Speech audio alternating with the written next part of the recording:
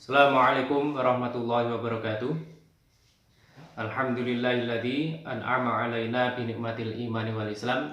Asyhadu an la ilaha illallah wahdahu la syarikalah wa asyhadu anna Muhammadan 'abduhu wa rasuluhu la nabiyya wa la rasula ba'dah. Allahumma shalli wa sallim wa barik 'ala Muhammadin wa 'ala alihi wa ashabihi wa man tabi'ahum bi ihsanin ila yaumiddin amma ba'du. Ikhwan fillah rahimani wa rahimakumullah. Alhamdulillah pada kesempatan pagi hari ini kita bisa bermuajahah dalam keadaan sehat walafiat. Salawat dan salam mudah-mudahan tercurah pada Nabiullah Muhammad sallallahu alaihi wasallam. Mudah-mudahan kita semua mendapat syafaat dari beliau pada yaumul qiyamah. Pagi hari ini kita akan mengkaji kajian tauhid, yaitu kajian kitab Fathul Majid, bagian yang pertama, yakni babu bayanu fadlit tauhidi wa ma yakfuru minadz dzunubi. Ya, jadi di sini menjelaskan tentang fadilah tauhid, ya, dan fungsi dari tauhid itu dalam menghapus dosa. Pada kesempatan kali ini ya, akan dikutip firman Allah Subhanahu wa taala dalam surah Al-An'am. A'udzu billahi minasyaitonir rajim. Alladzina amanu wa lam yalbisu imanahum bidzulmin ulaika lahumul amnu wa hum muhtadun. Alladzina amanu, orang-orang yang beriman, walam yalbisu, dan tidak mencampur adukkanlah mereka, imanahum, akan iman mereka, bidzulmin, dengan suatu kezaliman, ulaika, maka mereka itulah, lahum, bagi mereka, al-amnu, rasa aman, wahum, dan mereka muhtadun, termasuk orang-orang yang mendapat petunjuk. Kemudian kita akan lihat bagaimana penafsiran dari ayat tersebut, ya. Yang pertama akan kita sampaikan adalah waqala Ibnu Katsir rahimahullah fil ayati. Jadi pendapat Ibnu Katsir rahimahullah tentang ayat itu, artinya haulai, mereka itulah, alladzina akhlasu, orang-orang yang memurnikanlah mereka, al-ibadata lillah wahdahu, akan segala ibadahnya untuk Allah semata-mata, walam yusyriku, dan tidak berbuat syiriklah mereka, bihi, pada Allah, syai'an, dengan suatu pun. Hum, maka mereka itulah al-aminun, orang-orang yang akan mendapatkan rasa aman, yaumal qiyamati, pada hari kiamat, al-muhtadun, dan orang-orang yang mendapat petunjuk, fid dunya wal akhirah, di dunia dan akhirat. Jadi menurut pendapat Al-Hafidz Ibnu Katsir, orang-orang yang dimaksudkan oleh Allah Subhanahu wa taala dalam surah Al-An'am ayat 82 tersebut adalah mereka-mereka yang dalam beribadah selalu ikhlas, ya. Murni, ibadahnya murni karena Allah, bukan karena riya, bukan karena ingin dipuji dan lain sebagainya. Kemudian mereka juga tidak pernah berbuat syirik, baik itu syirik besar maupun syirik kecil, ya. Nah, orang-orang inilah yang mereka nanti pada hari kiamat akan aman, ya, tidak akan resah, tidak akan gelisah, tidak akan bersedih hati. Itu menurut pendapat Ibnu Katsir. Kemudian akan kita sampaikan suatu riwayat, ya. Wa 'an Ibnu Mas'udin, dan dari Ibnu Mas'ud menceritakan, ya, lamma nazalat hadhil ayatu, tatkala ayat ini turun, qalu, berkatalah mereka, para sahabat berkata, ya, dengan nada-nada resah dan gelisah, ya.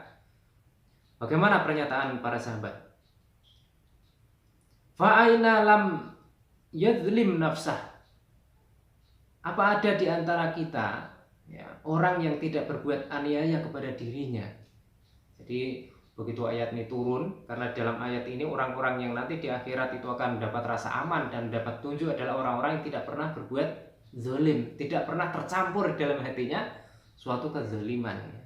Maka kemudian di dalam riwayat disebutkan Ibnu Mas'ud ini, para sahabat khawatir, siapa di antara kami, siapa di antara kita yang tidak pernah berbuat zalim pada dirinya.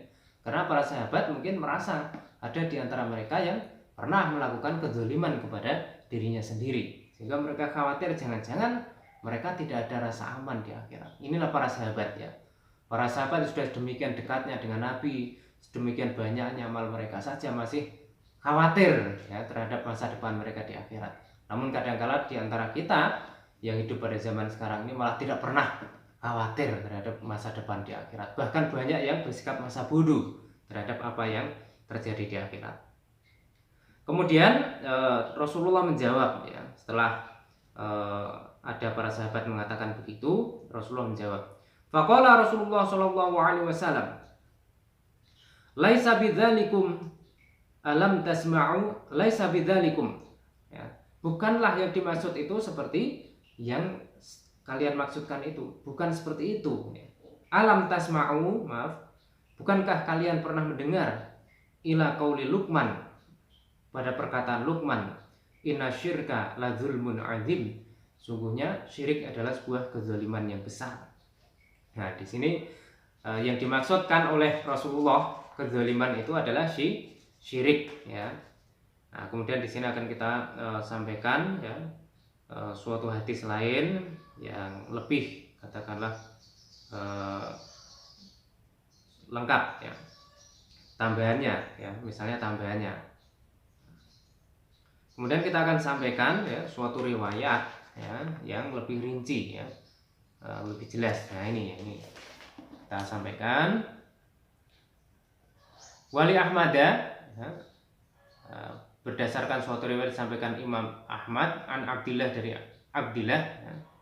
Pola dia berkata, lama nazalat alladzina amanu lam yalbisu imanahum bidzulmin ya, syaqqa dzalika ala ashabi Rasulillah sallallahu alaihi wasallam. Ya, menggetarkanlah ya, membuat hati para sahabat itu menjadi resah ya. Syaqqa atau mengguncang ya. Mengguncanglah ayat itu pada hati para sahabat. Faqalu, lalu sahabat berkata, ya Rasulullah, wahai Rasulullah, fa aina la yadzlim nafsahu, maka siapa di antara kita yang tidak pernah berbuat aniaya terhadap dirinya sendiri? Kemudian Rasulullah menjawab, qala innahu laisal ladzi ta'nuna. Ya. Yang dimaksud itu tidak seperti yang kalian maknai ya. Jadi Rasulullah menggiring para sahabat untuk tidak menafsirkan sendiri ayat itu ya. Alam tasma'u ya, bukankah kalian pernah mendengar maqala al-'abdu as-shalih, apa yang dikatakan oleh seorang hamba yang solih. Nah, yang dimaksud hamba yang solih ini adalah Luqman. Dalam ayat lain ya bunayya la tusyrik billah inna syirka la zulmun azim. Nah, pernyataan Luqman itu, wahai anakku, janganlah berbuat syirik pada Allah, karena syirik itu adalah kezaliman yang besar. Kemudian Rasulullah mengatakan innama huwa asyirku. Nah, yang dimaksud dengan kezaliman itu adalah syirik. Nah, jadi sekarang jelas terang ya bahwa dimaksud kezaliman yang disampaikan dalam ayat itu adalah syirik. Nah, kezaliman yang disampaikan dalam ayat itu adalah syirik ya. Jadi barang siapa yang tidak syirik, tidak pernah berbuat syirik, maka nanti di akhirat dia akan aman ya. Kemudian kita akan menjelaskan lagi lebih rinci ya. Misalnya ini pernyataan Syekhul Islam ya. Qala Syekhul Islam Ibnu Taimiyah ya. Walladzi syaqqa alaihim ya. Apa yang membuat mereka terhentak hatinya ya. Annahum dzannu ya, mereka para sahabat itu menyangka anna zulma, sungguh yang dimaksud dengan kezaliman al-masyrut ya, yang menjadi syarat ya, adamuhu huwa, yang menjadi syarat ketidakadaan rasa aman itu huwa zulmul abdi nafsahu, zalimnya seorang hamba kepada dirinya sendiri. Wa nahu la amna wala ihtidaa, sehingga mereka tidak ada rasa aman dan tidak ada petunjuk ya. Illa liman lam yadzlim nafsahu, kecuali bagi orang yang tidak pernah berbuat aniaya kepada dirinya sendiri.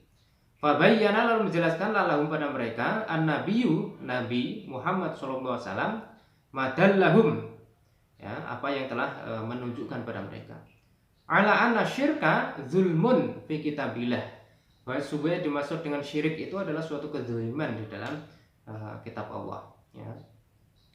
Fala yahsulu al-amna wal ihtidaa, maka tidak akan ada rasa aman dan petunjuk bagi orang yang berbuat syirik ya. Ya, maka kesimpulannya adalah tidak akan ada rasa aman, tidak akan pernah ada petunjuk illa liman lam yalbis imanahu bi hadzal zulmi ya. kecuali bagi orang yang tidak pernah mencampur adukkan imannya dengan kezaliman ini. Nah, yang dimaksud dengan kezaliman ini itu adalah syirik. Nah, itu pembahasan yang pertama. Kemudian terkait dengan kezaliman ini, ya, zalim pada dirinya sendiri, yang dimaksud dengan zalim pada dirinya sendiri, Allah menjelaskan secara rinci lagi dalam surah Fatir, ya, ayat 32. A'udzu billahi minasyaitonir rajim. Tsumma awrasnal kitabal ladzina astafaina min ibadina faminhum dzalimun li nafsihi wa minhum muqtasidu wa minhum sabiqum bil khairati biiznillah dzalika huwal fadlul kabir. Dalam ayat ini Allah menjelaskan terkait dengan tingkatan manusia, tingkatan kaum muslimin, ya, nanti di akhirat, ya. Allah menjadi 3 tingkatan. Nah, di antara kaum muslimin yang ada di muka bumi ini nanti di akhirat terbagi menjadi 3 tingkatan. Apa 3 tingkatan itu? Yaitu pertama adalah zalimul li nafsi, nah, orang yang berbuat zalim pada dirinya sendiri, seperti yang dikhawatirkan oleh para sahabat itu. Kemudian apa? Muqtasidun. Kemudian apa lagi? Sabiqum bil khairat biidznillah, ya.